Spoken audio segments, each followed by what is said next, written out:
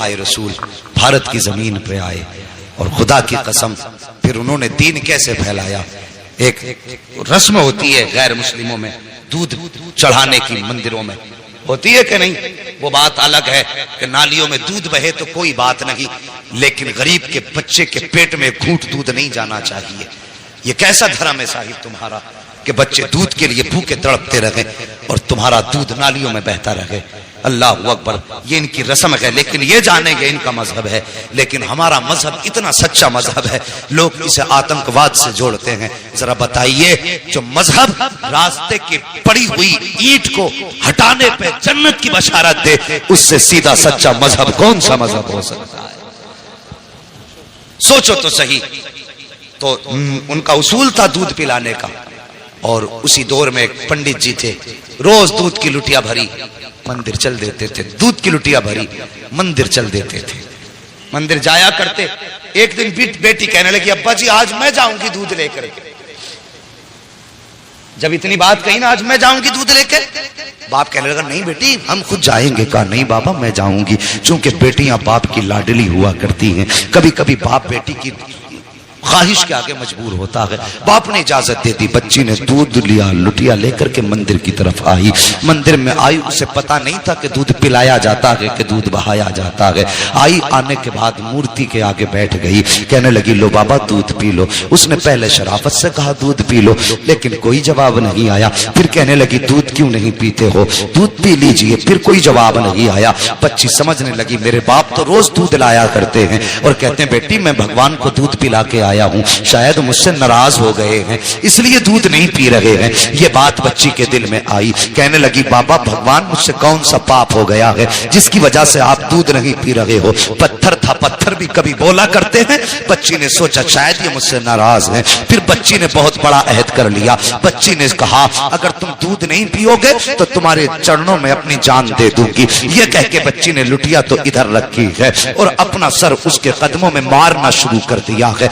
इस बेदर्दी के साथ उसने सर पटका कि माथे से खून बहना शुरू हो जाता है। जब बच्ची सर पटकती रही, रोती रही, उसी रास्ते से इत्तेफाक से गरीब नवाज का गुजर हो जाता है, अताए रसूल का गुजर होता है। जैसे गरीब नवाज ने बच्ची को रोते देखा, सर पटकते देखा, आप आए हैं। आने के बाद पेशानी की जगह अपनी हथेली रख दी है। जैसी हथेली आई है, बच्ची ने यूं सर उठाया, सादा से बाबा को देखा, देख के कहने लगी बाबा कौन हो। कहने लगे बेटी बता तो सही बात क्या है, ये अपने ऊपर जुल्म क्यों कर रही है। उसने कहा बाबा आप जाइए, ये मेरे भगवान का मामला है। मेरे गरीब नवाज ने फरमाया बेटी बता तो सही क्या मामला है, आखिर ये क्यों कर रही है। उसने कहा बाबा तुम क्या जानो, तुम तो मुसलमानों के धर्म गुरु हो, ये हमारे मजहब का मामला है। गरीब नवाज ने कहा बेटी बता तो सही बात क्या है। बच्ची कहने लगी सुनो बाबा अगर नहीं मानते हो तो सुनिए, मेरे बाप रोज दूध पिला के जाया करते हैं, लेकिन आज मैं दूध लेकर के आई हूं तो ये दूध नहीं पी रहे हैं, शायद ये मुझसे नाराज हैं, तो मैंने ये कसम खाई है या तो ये दूध पिएंगे या मैं अपनी जान दे दूंगी। जैसे इतना सुना है, गरीब नवाज कहते हैं बेटी बस इतनी सी बात है। कहा हाँ बस इतनी सी बात है। आपने फरमाया कि दूध क्यों नहीं पीते हो। जब बच्ची कह रही है तो दूध पी लीजिए, जैसे इतना कहा है वो पत्थर टस से मस नहीं हुआ।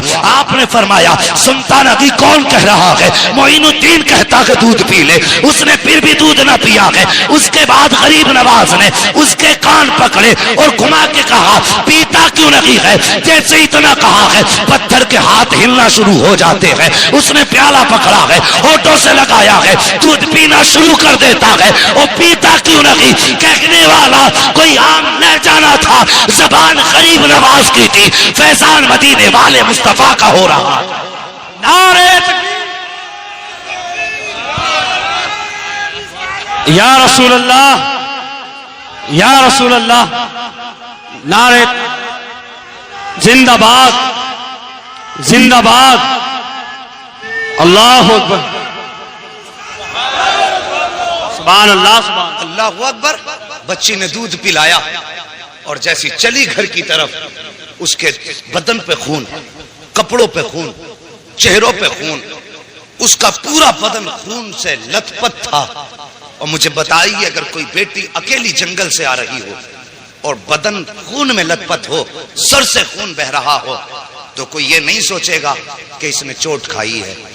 طرح طرح کے گمان لوگوں کے دل میں آتے ہیں، طرح طرح کے خیالات لوگوں کے دل میں آتے ہیں۔ بیٹی پنڈت کی تھی، جب گھر کی طرف چلی ہے، بستی میں قدم رکھا، بستی والوں میں شور ہو گیا کہ پنڈت جی کی بیٹی دیکھو خون میں نہا کے آئی ہے۔ اللہ اکبر، گاؤں والے لوگ پیچھے پیچھے ہو گئے۔ بچی گھر آئی ہے، اللہ اکبر، باپ نے بیٹی کے ماتھے پہ خون دیکھا۔ باپ تو باپ ہوتا ہے، چاہے وہ کسی بھی دھرم کا ہو۔ تڑپ گیا، کہنے لگا بیٹی بات کیا ہے؟ اس نے کہا بابا میں دودھ لے کر کے گئی تھی اور میرے بھگوان نے دودھ پینے سے انکار کیا، انہوں نے دودھ نہ پیا تو میں نے قسم کھائی تھی کہ اگر دودھ نہیں پیو گے تو میں تمہارے چرنوں میں اپنی جان دے دوں گی۔ یہ کہہ کے میں نے جب سر ان کے قدموں پہ مارا ہے، اللہ اکبر، سر قدموں پہ مارا ہے، وہ کہتی ہے تب میرے جسم میں خون بہا ہے، تب سر پھٹا خون بہنے لگا، لیکن بابا میں دودھ پلا کے آئی ہوں۔ بچی نے جیسی اتنی بات کہی، باپ کہنے لگا کیا کہہ رہی ہو؟ ہاں بابا میں نے دودھ پلایا ہے۔ باپ کہنے لگا بیٹے پوری زندگی گزر گئی اسی پتھر کی عبادت کرتے کرتے، آج تک ہم دودھ نہ پلا سکے، تو ایک دن میں کیسے دودھ پلا سکتی ہے؟ گاؤں والوں نے اتنا سنا، کہنے لگے پنڈت تیری بیٹی جھوٹ بول رہی ہے، دودھ نہیں پلایا ہے، پتھر تو دودھ پی ہی نہیں سکتے، بچی تیری عزت لٹا کے آئی ہے، کسی نے اس کی آبرو لوٹی ہے، اس لیے یہ آ کے باتیں بنا رہی ہے، یہ جھوٹ بول رہی ہے۔ اور یار جب کسی کو بھی عزت کا تانا دیا جاتا ہے تو وہ کسی بھی دھرم کی بیٹی ہو، عزت سب کو پیاری ہوتی ہے۔ جب گاؤں والوں نے کہا تھا کہ تیری بیٹی جھوٹ بول رہی ہے، یہ کہیں منہ کالا کر کے آئی ہے، عزت لٹا کے آئی ہے، یہ بہانہ بنا رہی ہے، باپ نے بیٹی کے قدموں پہ اپنا سر کا جو ٹوپی تھی وہ رکھی اور رکھ کے کہنے لگا بیٹی اے میری بیٹی میری عزت بچا لے، سچ بتا بات کیا ہے؟ بچی کہنے لگی بابا میں دودھ پلا کے آئی ہوں۔ باپ نے کہا جھوٹ نہ بول۔ بچی نے کہا بابا کس کی قسم کھلاتے ہو؟ میں سب کی قسم کھانے تیار ہوں، لیکن سچ یہی ہے دودھ پلا کے آئی ہوں۔ جب بیٹی نے بات پہ یہی جواب دیا، گاؤں والے کہنے لگے پنڈت جی اگر یہی سچ ہے، اگر آج اس نے دودھ پلایا ہے تو پھر کل بھی تو یہی دودھ پلا سکتی ہے، کہ چلیے کل ہمارے سامنے دودھ پلائے تب مانیں گے کہ تمہاری بیٹی سچی ہے۔ باپ نے بیٹی کا چہرہ دیکھا، کہا بیٹی تیرا کیا فیصلہ ہے؟ کیا تو دودھ پلانے کے لیے پھر سے تیار ہے؟ بچی نے کہا ہاں میں تیار ہوں۔ کہا ٹھیک ہے، دن مقرر ہوا، وقت مقرر ہوا، پھر سے پورا گاؤں اور یہ بچی اسی مندر کی طرف چلے ہیں جہاں بچی نے اس کو دودھ پلایا تھا۔ جب اسی مندر کے دروازے پہ بچی گئی ہے، جانے کے بعد پورا گاؤں تماشائی ہے، باپ بھی ساتھ میں ہے۔ بچی نے جا کے دودھ کا پیالہ رکھا اور رکھنے کے بعد پھر کہتی ہے مہاراج دودھ پی لیجئے، میرے بھگوان دودھ پی لیجئے، لیکن وہ پھر پتھر ہے، دودھ کیسے پیے؟ بچی نے جب کہا دودھ پی لیجئے، پیتے کیوں نہیں ہو؟ گاؤں والوں نے کہا لگایا، کہا سن پنڈت ہم نے پہلے ہی کہا تھا تیری بیٹی جھوٹ بول رہی ہے، یہ منہ کالا کر کے آئی ہے اس لیے اپنی عزت بچا رہی ہے۔ جب اتنی بات بچی نے سنی ہے، بچی کا دل ٹوٹ جاتا ہے، بچی کی آنکھ میں آنسو آئے لیکن ساتھ ہی غصہ بھی آیا۔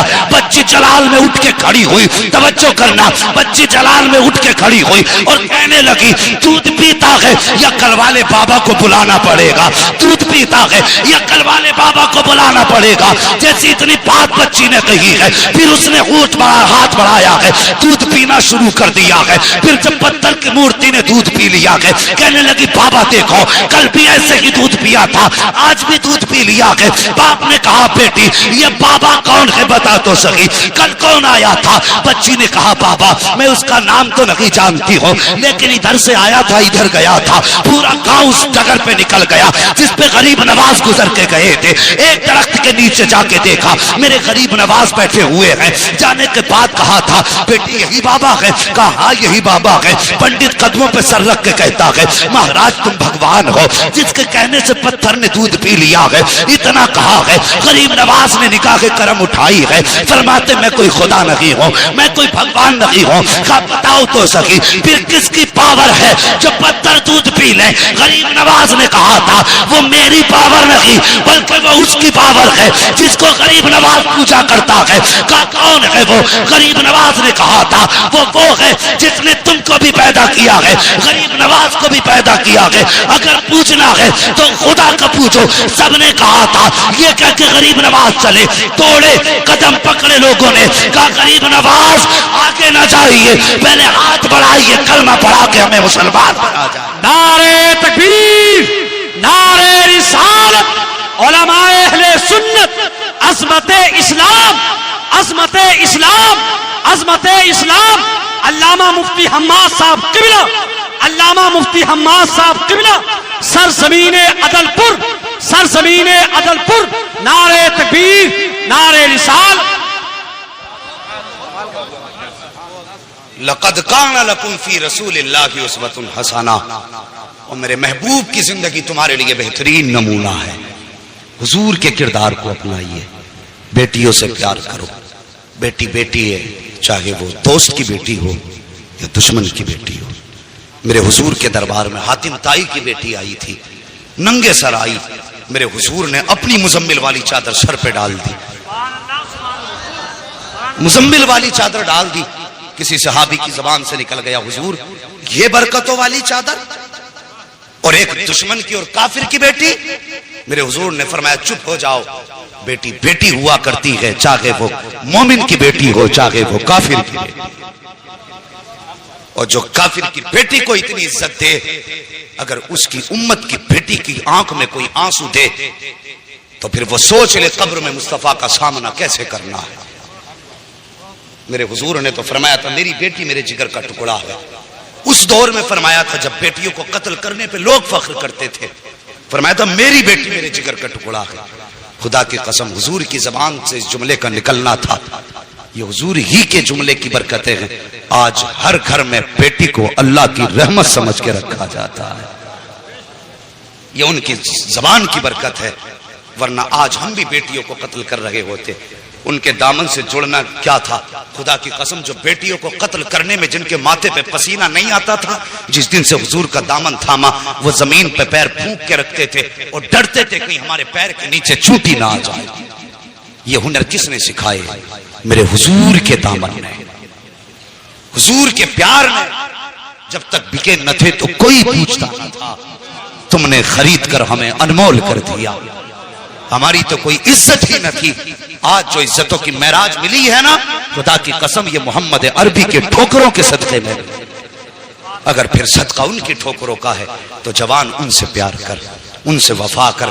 تیرے گھر میں بیٹی ہے، بے شک وہ تیرے لیے بڑی رحمت ہے اللہ کی، لیکن ایک نظر اسے یہ بھی سوچ کے ڈال لیا کر کہ میرے حضور کو بیٹی بڑی پیاری تھی.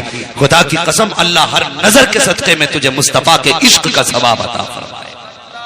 کریں گے نا انشاءاللہ ایسے ہی؟ ہاں بیٹے مانگو، تمہاری مرضی ہے سجدوں میں گر کے، اس لیے کہ ان سے تمہارا نام چلے گا. لیکن کبھی رو کے رب سے بیٹیاں بھی مانگ لیا کرو، اس لیے کہ بیٹے نصیب سے پیدا ہوتے ہیں، بیٹیاں رب کی رحمت بن کے آیا کرتی ہیں. ہاں بیٹی پیدا ہو، چہرہ نہ بگاڑنا، مقدر پہ ناز کرنا. اللہ نے بیٹی دی ہے، یقیناً کوئی نیکی تو نے کی ہے جس کی وجہ سے اللہ تجھ سے اتنا راضی ہوا ہے کہ تیرے آنگن میں بیٹی اتار دی. وہ فرمایا گیا بیٹی کیا آ گیا. بس آخری بات سن لو اور بات ختم کر لو. انشاءاللہ کبھی پھر، انشاءاللہ کبھی پھر بھائی، نہیں کبھی پھر میری بات سمجھیے. میں نہ انشاءاللہ یہ تو خود نہیں پتا ہے کسی کو. اجالے اپنی یادوں کے ہمارے ساتھ رہنے دو، نہ جانے کس گلی میں زندگی کی شام ہو جائے. یہ تو کسی کا کچھ نہیں پتا ہے. نہیں بھائی اللہ اکبر. بات کہہ رہے ہیں تھوڑی سی اعلیٰ حضرت کے تعلق سے کہ تھوڑی سی نہیں دے، مہربانی کریں مجھے. نعرہ تکبیر نعرہ رسالت علماء اہل سنت علامہ مفتی حماد صاحب قبلہ، علامہ مفتی حماد صاحب قبلہ نعرہ تکبیر نعرہ رسالت. اللہ اکبر. بیٹیوں کو دیکھ کے مسکرا لیا کرو، اس سے مصطفیٰ بھی راضی ہوں گے، ہمارا خدا بھی راضی ہوگا. اور اگر کبھی گھر میں برکت نہ ہو نا، کبھی گھر میں برکت نہ ہو اور تمہیں لگتا ہو آفتیں آ گئی ہیں، بزنس بند ہے، کام ٹھپ ہے، جو بھی کرتے ہیں کوئی نہ کوئی مصیبت لگ جاتی ہے، فرمایا پھر مصلی بچھا، 2 رکعت نماز پڑھ. تیرے گھر کے اندر بیٹی یا بہن موجود ہے، اسے مصلی کے آگے بیٹھا اور پھر رب کے آگے ہاتھ پھیلا دے اور بس اتنا کہ یا اللہ اس بیٹی کے صدقے میں میرے گھر میں برکت عطا فرما دے. فرمایا گیا، بزرگوں نے فرمایا ہاتھ نیچے بعد میں آتے ہیں، خدا کی رحمتیں گھر میں پہلے اتار دی جاتی. اللہ اکبر. او یار لوگوں کی دل جوئی کرو، کسی کا دل نہ دکھاؤ. پوری زندگی ہو گئی مسلک اعلیٰ حضرت کا نعرہ لگاتے ہوئے. اعلیٰ حضرت کو سمجھو کون ہے اعلیٰ حضرت. ذرا قریب سے سمجھیے، میں ان کی زندگی سے